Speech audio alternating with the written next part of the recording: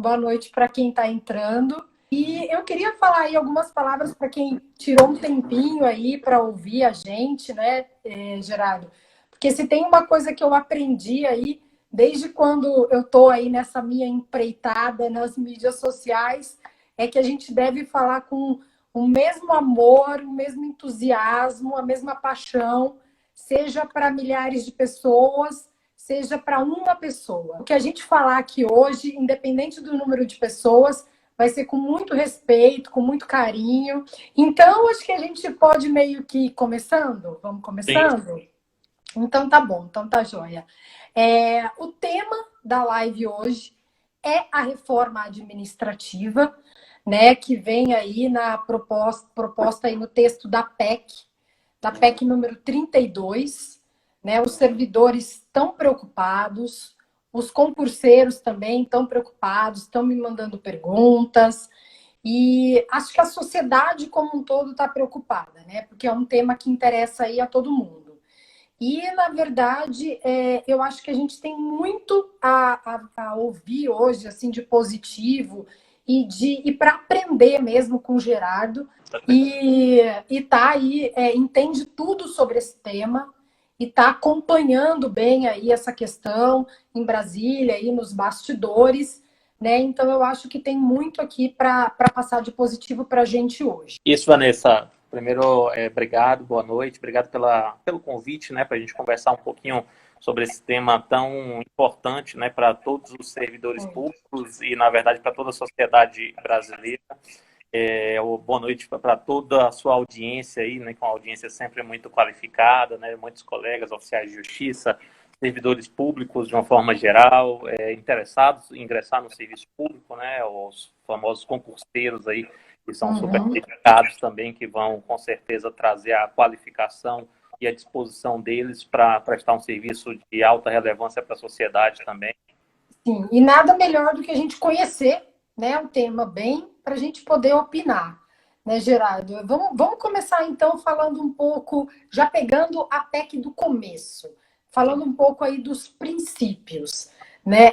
Antes a gente via lá que quem estava prestando concurso era fácil, ia lá nos princípios da administração pública, pegava aquela formulazinha, né, LIMP, já decorava lá, né? Legalidade, impessoalidade, moralidade, publicidade e eficiência. Só que agora a PEC, ela trouxe, na verdade, 13 princípios, né, Gerardo? A gente viu aí princípios como da boa governança pública, princípio da imparcialidade, princípio da transparência, princípio da responsabilidade, que, na verdade, se a gente fosse ver bem aí, são princípios que até estariam dentro do princípio da eficiência, né, se a gente fosse ver bem. Mas tem um princípio que me chamou a atenção, Gerardo, até porque eu falo muito sobre esse tema nos meus vídeos, que é o princípio da inovação. E assim, como que você vê esse princípio? O que os servidores devem esperar desse princípio aí da inovação? É bem interessante, Vanessa, assim, que eles trouxeram uma gama muito extensa de princípios, né? Na verdade, assim, tem alguns que não seriam nem exatamente princípios, né? Seriam mais formas de atuação da administração pública, outros que a gente poderia pegar como desdobramentos, como você colocou muito bem, de outros princípios, como é o caso do princípio da eficiência, que poderia ser desdobrado em alguns desses princípios que estão aí, além da questão do princípio da impessoalidade, que acabou sendo desdobrado no princípio da imparcialidade, ou da publicidade, no da transparência, enfim, houve aí um desdobramento em subprincípios, né, mas que trouxeram todos para o caput do artigo 37 da Constituição Federal. Isso, claro, na proposta, né, sendo discutido ainda na proposta que vai tramitar. E dentro desses princípios está o da inovação. E é um princípio que eu acho interessante, né, trazer esse debate até para a administração pública, porque a gente está num momento em que a inovação tecnológica, né, a revolução tecnológica, ela está muito presente, né? A gente está batendo muito sobre inteligência artificial no Poder Judiciário, né, como é que essas novas tecnologias vão interferir no nosso trabalho. Já tem interferido de alguma forma, o processo se transformou em um processo eletrônico, né?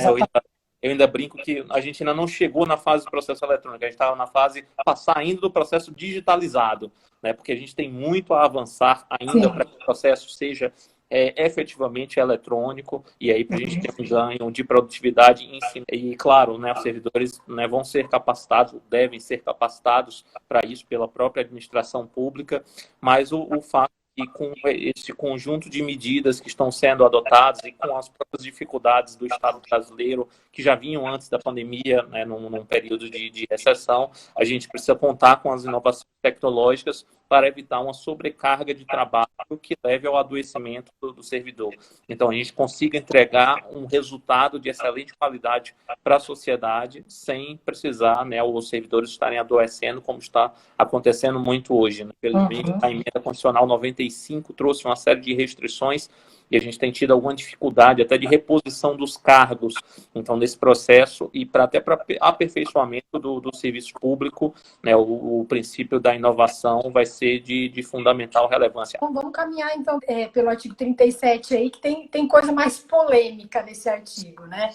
Então, assim, a gente viu que esse artigo trouxe uma divisão, Gerardo, entre aquelas carreiras consideradas típicas de Estado e as carreiras não, digamos assim, que não são típicas de Estado.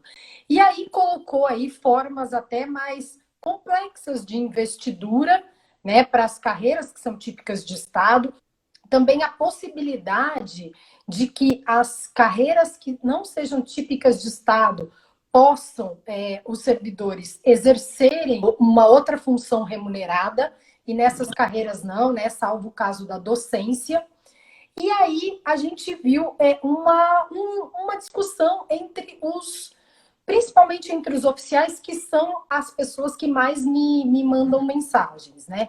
Então, assim, alguns muito preocupados com isso, Gerardo, dizendo que a carreira de Estado seria uma conquista muito importante para os oficiais, por uma proteção maior, e até pelo fato da atividade mesmo que os oficiais desempenham, né?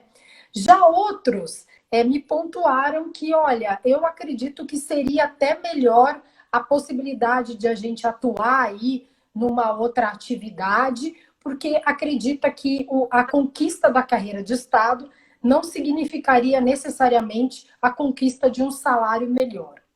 Então, a gente viu aí que servidores me mandaram as duas posições. E eu queria saber como é que você enxerga essa questão, Gerardo. Como é que você está vendo aí a conquista da carreira de Estado, se é uma coisa possível, se é uma coisa viável e se é uma coisa boa ou não? Como é que você enxerga isso? Tá bom, Mar. Você tocou num dos pontos mais relevantes da PEC 32 de 2020. Então, assim, ó, só para retomar ali do início, para todo mundo entender, estava falando que você tocou num dos pontos fundamentais da PEC 32 de 2020, que é os tipos de Estado e os cargos tem prazo indeterminado, mas que não são típicos de Estado. Essa definição do que é típico ou não típico de Estado vai ser dada por uma lei complementar. Ela não está na PEC. Então, assim, essa discussão ela não vai ser feita no âmbito constitucional. Vai haver uma outra lei, a lei complementar, que na verdade, vai definir os critérios para dizer quais são os cargos que são ou podem ser ou não típicos de Estado. Mas essa discussão não vai ser feita nesse primeiro momento agora sobre a PEC 32. Então, nesse primeiro momento, o que houve foi realmente assim, o reconhecimento ou a divisão em novos vínculos com a administração pública. No que interessa aqui para o nosso bate-papo de hoje, é essa divisão entre típico de Estado e cargo com prazo indeterminado sem ser típico de Estado. O único cargo que vai ter estabilidade é o típico de Estado. Os demais cargos, eles não terão estabilidade. Claro, para os novos servidores, para os atuais servidores que já adquiriram a estabilidade ou que vão ingressar no serviço público até a data de aprovação da emenda, se ela for aprovada, vão ter aí a estabilidade de acordo com as regras atuais. Então, 3 anos aí de efetivo exercício, né, com avaliação de desempenho, né, consegue aliar a estabilidade. para os servidores que entrarem com as regras da emenda constitucional 32, só vai ter estabilidade para os cargos que são típicos de Estado.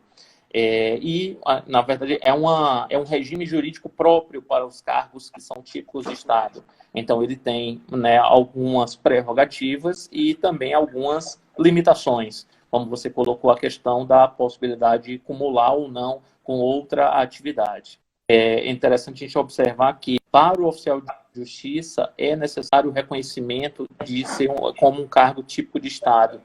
Então, o oficial de justiça ele precisa da estabilidade, por isso que é relevante que haja realmente o reconhecimento como um dos cargos típicos de Estado. Haveria ali uma fragilidade muito grande na atuação caso o oficial não contasse com a estabilidade, porque na ausência da estabilidade, uma mera avaliação de desempenho negativa, ela pode ensejar a demissão do serviço público.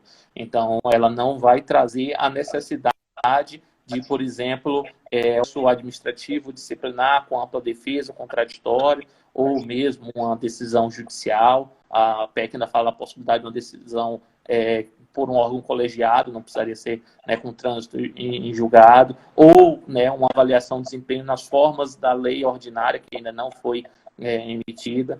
Mas o fato é que o cargo tipo de Estado ainda tem, né, uma prerrogativa a mais. É claro, né, com a emenda se torna mais difícil de adquirir a estabilidade, mesmo porque o concurso público ele passa a ter mais fácil, né? Para os cargos tipos de Estado, 2 anos, esse vínculo de experiência, para os demais cargos, 1 ano. Durante esse período, né, a pessoa ainda está submetida a um concurso público. Então, ela vai ter ali uma avaliação de desempenho, tem que ter um desempenho satisfatório. Só para recapitular, tá? Pergunta. Oficial de justiça é carreira de Estado? Na verdade, hoje não tem uma definição tão clara de quais são as carreiras típicas de Estado. A gente tem o artigo 247 da Constituição Federal, que traz alguns parâmetros. Uma lei ou outra fala, né, da sua própria carreira, mas não há assim, um rol, né, definido de quais são as carreiras típicas do Estado, e também na legislação que rege o oficial de justiça não há esse reconhecimento. Então, assim, é importante que haja o reconhecimento legal. Hoje, isso não está claro. Tá, então tá bom, isso ficou claro. E assim, e o seu posicionamento, né, só para a gente fechar esse assunto e resumir, com relação àqueles servidores que perguntaram se a carreira tivesse que brigar por uma questão, que seja ou a carreira de Estado, com tudo que isso acarreta, a dificuldade no estágio probatório, a não possibilidade de ter uma outra função remunerada, ou então optar por não ter esse benefício da carreira do Estado, mas sim poder exercer uma outra função remunerada, a sua posição final para fechar isso? Eu entendo que o melhor é realmente brigar por ser cargo típico. Sem dúvida nenhuma, as carreiras mais valorizadas, enquadradas como típicas, e as demais carreiras, né, a gente já imagina que elas vão receber um tratamento ali diferenciado, né, em relação às típicas do Estado. Então, vão haver realmente 2 níveis distintos de tratamento entre as carreiras, né, dos servidores. Tanto que, assim, até deu a oportunidade de haver outro tipo de atividade remunerada, né, para compatibilizar, e a gente já imagina que isso aí é para até compensar salários mais baixos, né? No cargo típico de Estado, a emenda trouxe até algo que não estava na Constituição, no texto atual, que é uma espécie de dedicação exclusiva, porque se falava da impossibilidade de acumulação de cargos públicos, mas não se falava da verdade de exercício de atividades privadas. E agora, com a PEC 32 de 2020, já traz essa outra questão, né? Ou seja, traz uma dificuldade ainda maior, né? E a gente imagina que isso que a gente deve realmente brigar. Tem outras leis também que são importantes que as pessoas levem em consideração. Então, assim, hoje, não se maior, né, para o oficial de justiça, então realmente o caminho mais adequado para brigar pelo reconhecimento como cargo típico de Estado. Tá, então deu uma falhadinha só para passar para as pessoas se é isso mesmo. Então, assim, mesmo que o oficial pudesse aí ter alguma outra atividade remunerada, a advocacia não estaria incluída dentre elas por conta aí de proibições outras previstas em outras leis. É isso, Gerardo? Isso, isso. Um cargo tipo de Estado, ele não poderia advogar por causa da vedação do Estatuto da OAB. Tá bom, entendido isso daí. Bom, eu acho que você pontuou muito bem. A PEC, ela também diz que a redução de jornada com a consequente redução de salário pode acontecer para aquelas carreiras que não são consideradas típicas de Estado. Mas as carreiras que são consideradas típicas de Estado não poderiam ter essa redução de jornada e consequente redução de salário. É isso, né? Perfeito. Isso mesmo. Tá. Aí já dá para Tá. perceber que há um outro grau de Uma valorização. diferenciação boa. Ok, perfeito. Só para quem chegou agora aqui na live, pessoal, para entender, a gente está com um problema importante aí no áudio, Gerardo, e por isso eu desativei os comentários para ver se a gente conseguia fazer fluir um pouco melhor, tá? Mas não se preocupem que depois vocês vão poder mandar pergunta para mim, eu vou passar para o Gerardo e a gente responde. Um outro ponto, Gerardo, que também está criando aí muita apreensão aí nos servidores, é a questão da estabilidade, né? Eu queria saber como que está isso, até quem é concurseiro aí está muito preocupado, porque também tem aquela divisão de que a estabilidade vai ser mantida para quem já está no serviço e para quem entra não. É isso mesmo? Só para confirmar. Isso, para os que entrarem depois da aprovação da PEC, se for aprovado, só vai ter estabilidade para os cargos típicos de Estado. Para os demais Sim. cargos não haverá estabilidade.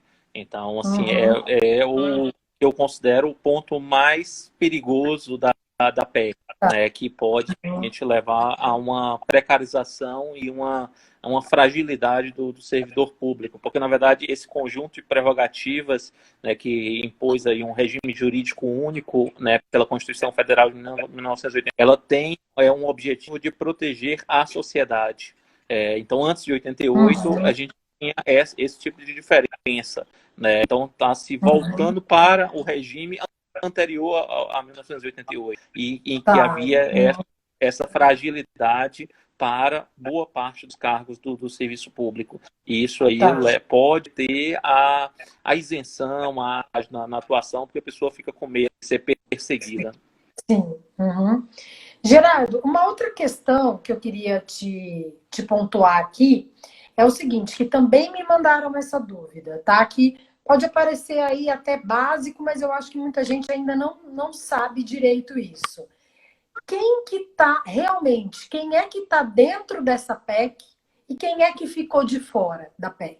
O senhor de que essa PEC seria de grande relevância para modernizar o serviço público, para melhorar, mas aí quando se vai perceber que são consideradas mais relevantes, elas foram todas excluídas da PEC.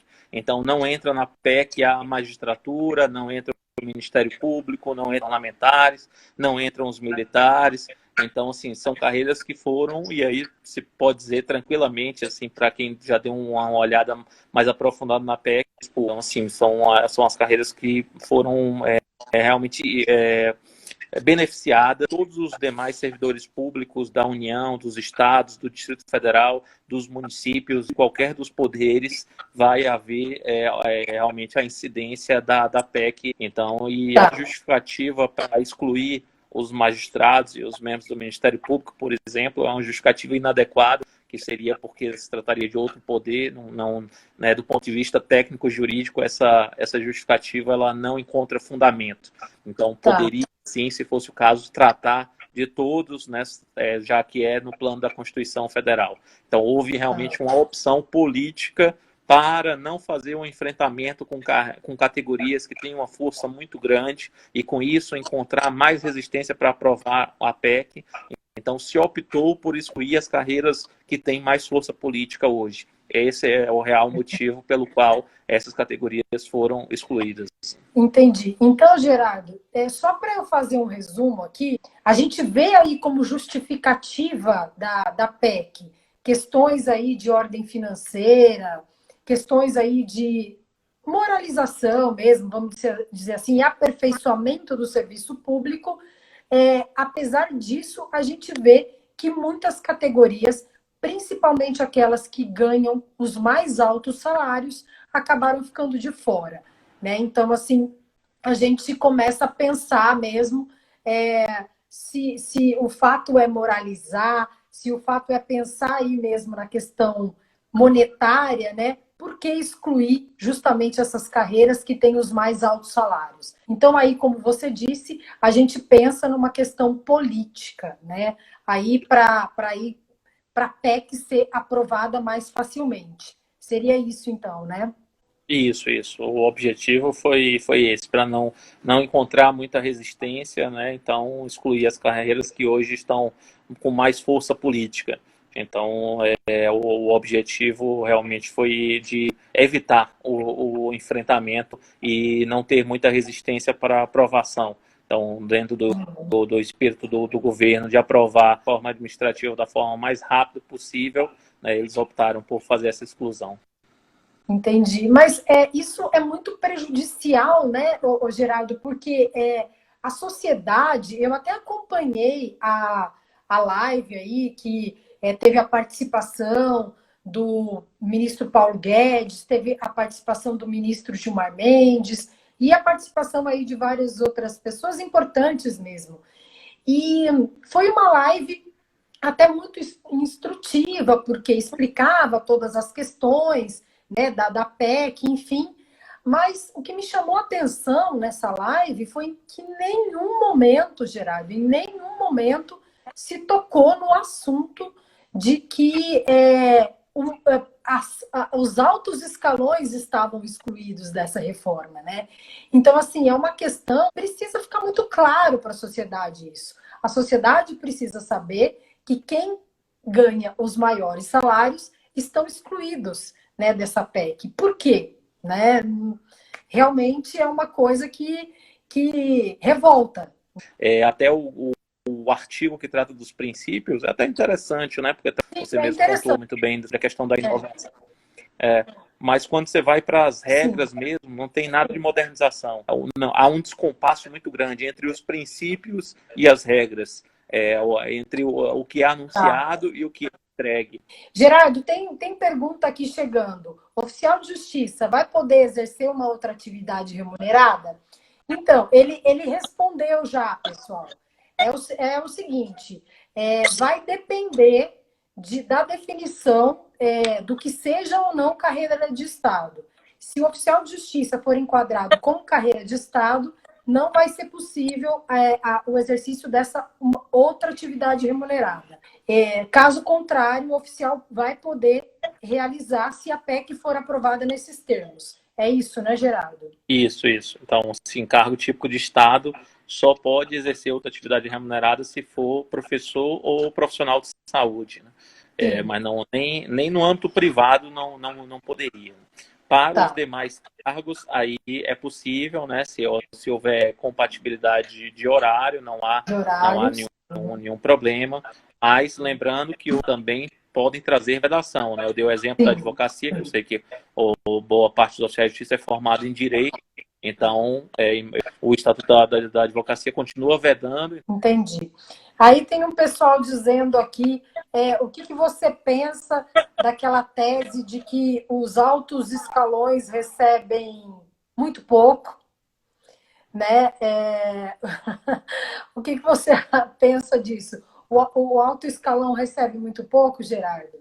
Eu entendo que não, Vanessa. Assim, a gente tem em consideração a realidade brasileira, né?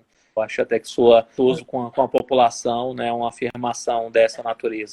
Tem uma outra questão aqui, aí a gente vê do Sindojus da Bahia, dizendo que como não ter estabilidade se os oficiais têm fé pública e responsabilidade regressiva. Realmente não tem sentido, né, assim, o oficial não ser típico de Estado, né, ele tem uma série de prerrogativas que são realmente relativas a uma atividade do Estado. Então, a questão da fé pública é algo que, claro, né, tem toda a questão da responsabilidade ali em várias leis, até no Código de Processo Civil, por exemplo, traz a responsabilidade também do oficial de justiça pelos atos que pratica. Então, não é compatível com as atribuições do oficial de justiça um cargo que não tem o reconhecimento como típico de Estado. Né? Realmente, a gente precisa desse reconhecimento e que é um reconhecimento que está de acordo com aquilo que a gente faz no nosso dia a dia. É necessário, são prerrogativas imprescindíveis para o bem da sociedade, né? Naturalmente, do oficial de justiça. É para que a justiça seja feita de forma igual para todos. E eu acho que a gente encerra, né, Gerardo, por aqui? Tá ótimo, eu agradeço mais uma vez. Eu que agradeço, Gerardo. Obrigada mais uma vez. Tchau, boa noite a todos. Boa noite, pessoal. Obrigada e desculpa aí os contratempos, tá bom?